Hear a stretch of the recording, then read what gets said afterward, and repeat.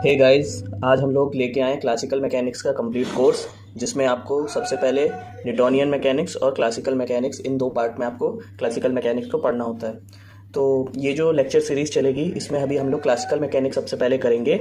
और classical mechanics के ये टॉपिक लिखे हुए हैं, जिसमें Lagrange's equation of motion, Hamilton's equation of motion, canonical transformation, Poisson bracket, small oscillation, Hamilton's Jacobi theory, phase trajectory, special theory of relativity and four factor formulation और relativistic electrodynamics. इतना आपका course रहेगा classical mechanics में। और अगर आप इस course को बुक से भी पढ़ना चाहते हैं तो आप एस.सी. वर्मा सर की बुक को पढ़ सकते हो, जो न्यूटोनियन मैकेनिक्स के लिए ठीक है। और अगर आपको क्लासिकल मैकेनिक्स पढ़नी है तो जे.सी. उपाध्याय सर की बुक आती है बीएससी में, या गुप्ता कुमार की आप ले सकते हैं क्लासिकल मैकेनिक्स। इसमें एक और बुक मेंशन है एच गोल्डस्टीन की, ये मैं रिकमेंड नहीं करूँगा आपके लिए। पहले आप जे.सी. उपाध्याय को कर लीजिए, उसके बाद आप जो है गोल्डस्टीन की बुक के क्वेश्चन को सॉल्व करने की कोशिश करिएगा। तो सबसे पहले हम लोग क्लासिकल मैकेनिक्स शुरू करेंगे। क्लासिकल मैकेनिक्स में आपको लैग्रांजियन पढ़ने से पहले ये पता होना चाहिए कि डिग्री ऑफ फ्रीडम क्या होता है। तो सबसे पहले हम लोग डिग्री ऑफ फ्रीडम के बारे में जानते हैं, ठीक है। तो डिग्री ऑफ फ्रीडम क्या होता है? The number of independent coordinate required to describe motion of a dynamical system. यानी कि कोई भी सिस्टम जो मोशन कर रहा है, उसमें इंडिपेंडेंट कोऑर्डिनेट की मदद से आपको क्या डिफाइन करना होता है कि उसके अंदर कितने ज़्यादा डिग्री ऑफ फ्रीडम है। तो these independent coordinates are known as generalize coordinate. यानी कि जनरलाइज कोऑर्डिनेट क्या होता है? The number of independent coordinate required to describe motion of dynamical system. यानी कि आपको कोई सामान यहाँ पे रखा हुआ है और आपको बताना है कि इसके ऊपर कितने डिग्री ऑफ फ्रीडम है, ठीक है। तो इसको बताने के लिए आपको पहले इसकी एक्स डायरेक्शन निकालनी होगी, वाई डायरेक्शन निकालनी होगी, ठीक है। तो इस तरीके से हम लोग डिग्री ऑफ फ्रीडम निकालते हैं। और डिग्री ऑफ फ्रीडम को एफ से डिनोट किया जाता है, जिसका फॉर्मूला होता है 3n-k। 3 यहाँ पे डायमेंशन को शो करता है। अगर आप 3 डायमेंशन की बात कर रहे हो तो आप 3 यूज़ करेंगे। और यहाँ पे n इसलिए यूज़ किया है कि नंबर ऑफ पार्टिकल के लिए, और k जो होता है यहाँ पे कंस्टेंट होता है। कंस्टेंट क्या होता है? कंस्टेंट मान लीजिए कि यहाँ पे 2 पार्टिकल हैं और यहाँ पे एक स्ट्रिंग से बंधे हुए हैं, तो ये फ्री पार्टिकल नहीं है, इनकी मोशन फ्री नहीं हो रही है, ये एक दूसरे से बंधे हुए हैं, तो इसको बोलते हैं कंस्टेंट, ठीक है। अच्छा, अगर आपको 2 डायमेंशन में बात करनी है तो आपका फॉर्मूला हो जाएगा F is equal to 2n-k। अगर आपको 1 डायमेंशन में बात करनी है तो आपका फॉर्मूला हो जाएगा F इक्वल टू n-k, क्योंकि डायमेंशन 1 हो जाएगा आपका, तो n-k फॉर्मूला आपका हो जाएगा। अगर आपको जनरलाइज एक फॉर्मूला चाहिए तो उसके लिए डिग्री ऑफ फ्रीडम का फॉर्मूला हो जाता है F is equal to dn-k, जहाँ पे d आपका क्या शो करता है? डायमेंशन। आइए कुछ एग्जाम्पल से इसको हम समझते हैं।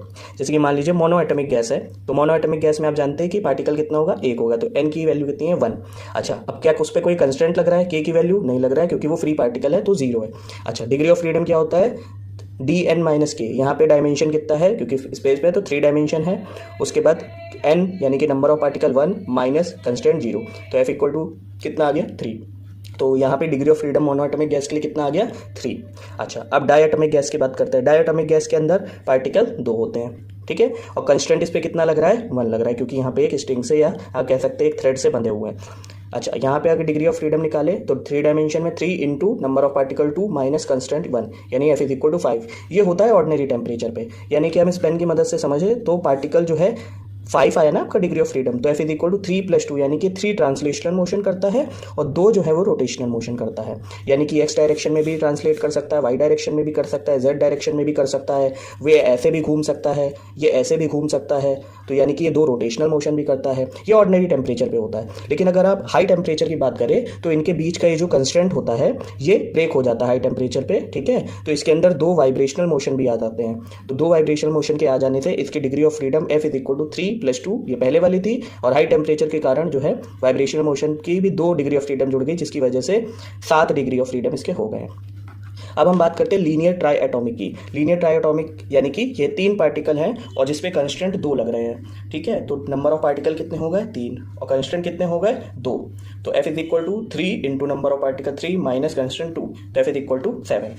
अब हम लोग देखते हैं कि नॉन लीनियर ट्राई एटॉमिक के लिए कैसे निकालते हैं। नॉन लीनियर का मतलब है कि ये ट्राइंगल के तीनों एजेस पे 3 पार्टिकल रखे हुए हैं। तो यहाँ पार्टिकल की संख्या कितनी हो गई? 3। कंस्टेंट कितने हो गए? 3। तो F is equal to 3 - 3 into 3 × 3 - 3, तो F की वैल्यू कितनी हो गई? 6। सिंपल है।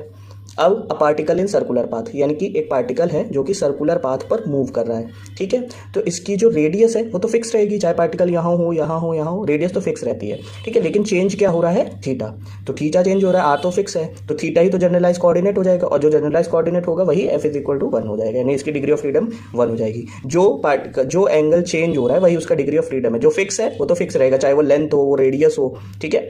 अच्छा, अगर ये 2 डायमेंशन में है, इसी को अलग तरीके से सॉल्व कर लीजिए, तो F is equal to 2n minus K, क्योंकि ये 2 डायमेंशन में वॉक कर रहा है, तो 2 की जगह 2, n की जगह नंबर ऑफ पार्टिकल 1 है, और कंस्टेंट कितना लग रहा है 1, ठीक है। तो 2 into 1 minus 1 F is equal to 1, ऐसे भी निकाल सकते हैं।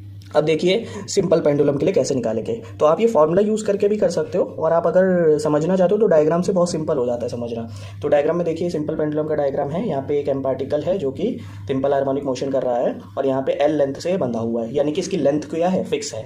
तो जो मूव कर रहा है, जो एंगल चेंज हो रहा है वो कितना है, थीटा। जो चेंज हो रहा है वही जनरलाइज कोऑर्डिनेट है, वही डिग्री ऑफ फ्रीडम है। तो क्या चेंज हो रहा है, थीटा, यानी कि 1, एफ इज इक्वल टू 1 हो गया। यहाँ पे लिखा हुआ है एल कॉन्स्टेंट है, थीटा क्या है, जनरलाइज कोऑर्डिनेट है, ठीक है। इसको आप ऐसे फॉर्मूले से भी निकाल सकते हो, F is equal to 2n minus K n की और k की वैल्यू रख के f इक्वल टू 1 ही आएगा, ठीक है।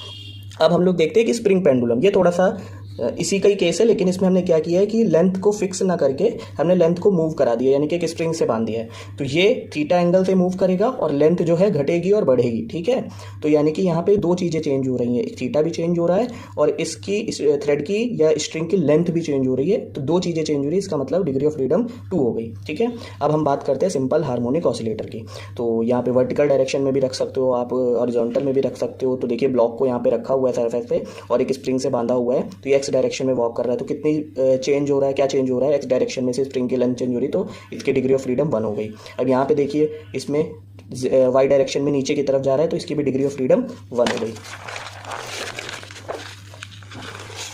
अब हम लोग बात करते हैं कि एक सिंपल हार्मोनिक ऑसिलेटर है, ठीक है, सिंपल पेंडुलम है, और वो जिस ब्लॉक से बंधा हुआ है वो भी मूव कर रहा है, यानी कि इसका SHM भी हो रहा है, ठीक है, सिंपल पेंडुलम का, और ये जो ब्लॉक जिससे ये बंधा हुआ है वो एक्स डायरेक्शन में मूव भी कर रहा है। तो इसके कारण क्या होगा कि थीटा तो चेंज हो ही रहा है साथ ही साथ में आपके, और उसके साथ ही ब्लॉक भी आगे बढ़ रहा है, तो इसकी डिग्री ऑफ फ्रीडम कितने हो जाएंगे, एक्स और थीटा, यानी कि 2, ठीक है। अब यहाँ पे एक जो है वुडन बॉक्स है जो जिसका मास m है, वो इस डायरेक्शन में मूव कर रहा है, यानी कि नीचे की तरफ स्लिप होके आ रहा है, ठीक है। ये तो मूव नहीं कर रहा है, तो यही मूव कर रहा है, तो एक ही चीज़ हो रही है चेंज, तो उसमें क्या होगा, एफ इज इक्वल टू 1 हो जाएगा डिग्री ऑफ फ्रीडम।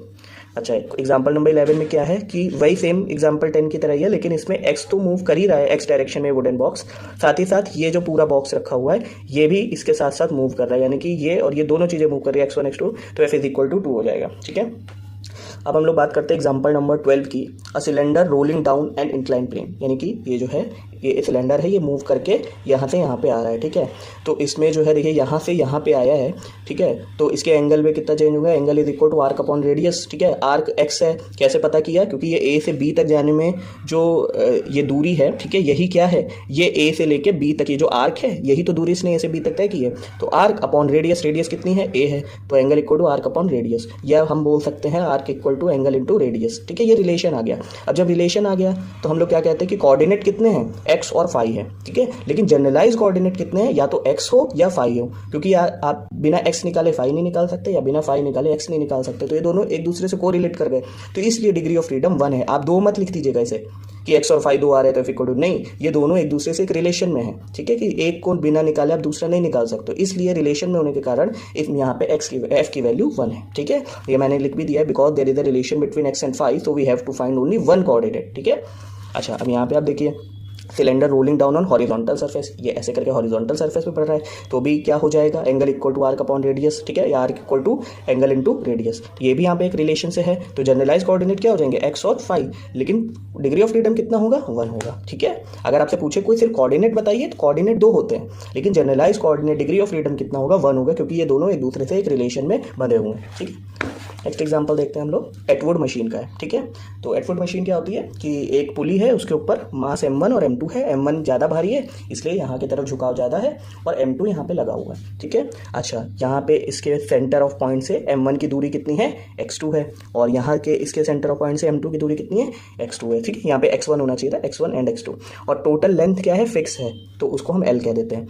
तो अगर हमें टोटल लेंथ चाहिए होगी स्ट्रिंग की, तो हम क्या करेंगे, x1 प्लस पाई आर, ठीक है, कि 2 पाई आर टोटल होता है सर्कल का सरकमफेरेंस, ये आधा है, तो यहाँ से x1 plus pi are plus आपका x2, तो x1 plus x2 plus pi are, ये क्या होगा, टोटल लेंथ होगी इन एक्सटेंसिबल स्ट्रिंग, यानी कि जो आगे ना बढ़ सके, जो फिक्स होती है जिसकी लेंथ, उसको बोलते हैं इन एक्सटेंसिबल स्ट्रिंग। उसकी लेंथ कितनी होगी, x1 plus x2 plus pi are. ठीक है, तो यहाँ पे अगर आपसे पूछे कि कोऑर्डिनेट कितने हैं तो आप कहोगे सर कोऑर्डिनेट 2 हैं, x1 एंड x2। लेकिन जनरलाइज कोऑर्डिनेट पूछे तो आप बताओगे x1 भी है और x2 भी है, यानी कि एक ही है, क्योंकि ये दोनों एक दूसरे से रिलेशन में है। तो डिग्री ऑफ फ्रीडम कितना हो जाएगा, 1 हो जाएगा। ठीक है, इसी तरीके से हम देखते हैं डबल पेंडुलम। डबल पेंडुलम क्या होता है कि एक पेंडुलम से ही आप दूसरा पेंडुलम को कनेक्ट कर देते हैं। ठीक है, यहाँ पे इसको हटा दीजिए तो ये सिंगल पेंडुलम हो गया। इसी में आपने इसी के मास से दूसरा पेंडुलम जोड़ दिया तो इसको बोलते हैं डबल पेंडुलम।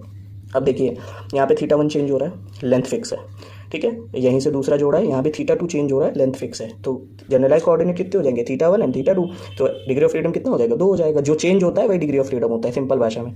ठीक है, कपल्ड ऑसिलेटर, कपल्ड ऑसिलेटर क्या होता है, ये ठीक है सिंपल पेंडुलम है और ये दोनों जो इसके मासेस हैं इनको स्प्रिंग से आपने लटका दिया है, यानी इसमें चेंज होगा तो इसमें चेंज होगा और इस वाले में चेंज होगा तो इसमें भी चेंज होगा। ठीक है, तो यहाँ से भी आप θ1 निकाल सकते हो, x1/L होगा, और यहाँ से θ2 निकाल सकते हो, x2/L होगा। तो यहाँ भी 2 ही कोऑर्डिनेट है जनरलाइज कोऑर्डिनेट, तो यहाँ पे डिग्री ऑफ फ्रीडम कितना हो जाएगा, 2।